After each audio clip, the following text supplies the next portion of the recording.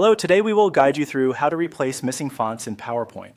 If you've opened a presentation and noticed that some text doesn't look quite right, there's a good chance PowerPoint is using a substitute because the original font is missing. The good news is that PowerPoint makes it easy to replace that missing font across the presentation so everything looks more consistent again. To begin, open the PowerPoint app.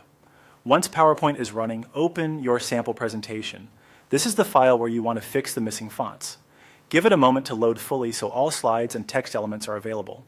Next, go to the Home tab at the top of the PowerPoint window. This is where many of the most common editing tools are located, including the font replacement option we'll be using. If you're not already on Home, just click it once to bring those tools into view. Now look toward the top right and click Replace Fonts. This option helps you swap one font for another throughout the presentation, which is especially useful when a font is unavailable on your device or when you want a more compatible alternative. When the Replace Fonts dialog box appears, click the Replace drop-down. This field shows the font you want to change. Open the drop-down and select the sample font, which represents the missing or unwanted font currently being used in the presentation. Choosing the correct font here is important because PowerPoint will search the file and replace every instance of it. After that, click the With drop-down.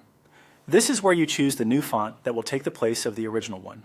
Open the list and select the sample replacement font.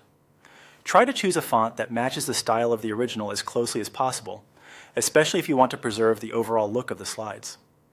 A similar font can help keep spacing, layout, and design changes to a minimum. Once both font fields are set, PowerPoint will be ready to apply the change. After the replacement, it's a good idea to quickly review a few slides to make sure the text still fits well and the presentation looks the way you expect.